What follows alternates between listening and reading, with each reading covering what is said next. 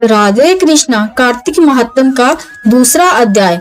ब्रह्मा जी बोले कि हे पुत्र, तुलसी की मंजरी सहित भगवान शालिग्राम का जो एक बूंद चरणामृत पान करता है वह ब्रह्म इत्यादि बड़े बड़े पापों से मुक्त होकर बैकुंठ को प्राप्त कर लेता है।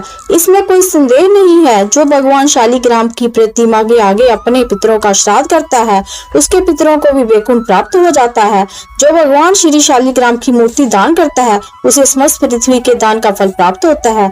जो श्री भगवान शालिग्राम की प्रतिमा को बेचता है वह महान कष्ट भोगता है। इसलिए श्री शालिग्राम की मूर्ति को बेचना नहीं चाहिए। श्री विष्णु भगवान का पूजन शंख के जल से करना चाहिए। श्री शिव जी का पूजन बिल्व पत्रों से, सुरेखा तुलसी से, गणेश जी का पूजन धतूरे के फूलों से, श्री विष्णु का पूजन कमल के पुष्पों से तथा श्री महालक्ष्मी का पूजन मालती अथवा चंपा के पुष्पों से करके प्राणी परम पद को पाता है। और जो भगवान की अति प्रिय तुलसी से पूजा करता है उसकी महिमा का वर्णन कोई भी नहीं कर सकता।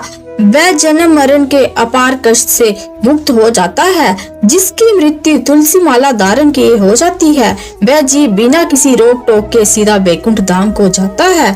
जो तुलसी की छाया में अपने पितरों का श्राद्ध करता है उसके पितरों की अक्षय तृप्ति हो जाती है।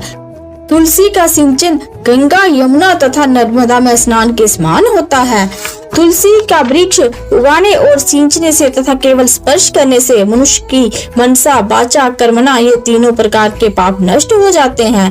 इस प्रकार कार्तिक मास में व्रत करने वाला तुलसी जी का शांत चित्त से पूजन, प्रदक्षिणा और नमस्कार करके हाथ जोड़कर प्रार्थना करे कि हे श्री हरि की परम प्रिया, देवताओं ने तुम्हें बनाया और मुनीश्वरों ने तुम्हारा पूजन किया है, सो मैं भी तुम्हें नतमस्तक नमस्कार करता हूँ। इस प्रकार से प्रार्थना करनी चाहिए।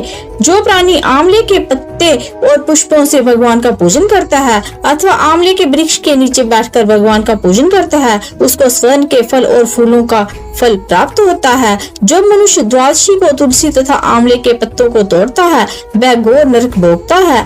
मनुष्य को चाहिए कि कार्तिक मास में आंवले के फल, तुलसी, गोपी चंदन की माला धारण करे। ऐसा करने से वह जीव मुक्त हो जाता है। व्रत करने वाला मनुष्य भोजन के पश्चात चंदन, पुष्प, पान तथा दक्षिणा देकर ब्राह्मणों को संतुष्ट करे।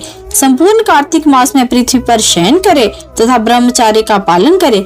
केवल 1 मास तक पत्तल में भोजन करे और मौन व्रत धारण कर रहे तो वह प्राणी भी दीर्घ कांतिवान होता है। जो मनुष्य एक समय आंवले के वृक्ष के नीचे पूर्ण कार्तिक मास भोजन करता है उसको 1 वर्ष के समस्त पाप क्षय हो जाते हैं। व्रत करने वाले को शहद, कांजी, दाल, तेल, कच्चा भोजन, दूसरे का अन्न तथा कोई भी तामसी तथा बुरी नामों वाला भोजन नहीं करना चाहिए। रविवार को आंवला खाना भी वर्जित है। देव, गो, बेर तथा पर निंदा नहीं करनी चाहिए। मांस इत्यादि का सेवन तो क्या ध्यान भी नहीं करना चाहिए। मिट्टी में उत्पन्न हुआ नमक, मसूर, बासी भोजन, तांबे के पात्र में डाला हुआ दूध इत्यादि ये सब मांस के समान ही माने जाते हैं, अतः इनका प्रयोग नहीं करना चाहिए। केवल स्वयं अपने ही लिए बनाया गया भोजन भी मांस के समान होता है। लहसुन, प्याज, पृथ्वी का फूल गोभी इत्यादि, गाजर, जंगली घिया, बैंगन, पेठा तथा दोबारा पकाया भोजन ये सब व्रत में नहीं खाने चाहिए। रास वाला स्त्री, मलेच्छ, पति तथा पाखंडी आदि से भी भूलकर बात नहीं करनी चाहिए। एकम को पेठा, दूज को बैंगन, तीज को पृथ्वी का फूल, चौथ को मूली, पंचमी को बेलफल, छठ को कलिंदा, सप्तमी को आंवला, अष्टमी को नारियल, नवमी को जंगली घिया, दशमी को परमल, एकादशी को बेर, द्वादशी को मसूर, त्रयोदशी को पान, चतुर्दशी, अमावस्या तथा पूर्णमासी को नारी का शाक भूलकर भी नहीं खाना चाहिए। बोल श्री नारायण भगवान की जय। राधा कृष्ण की जय।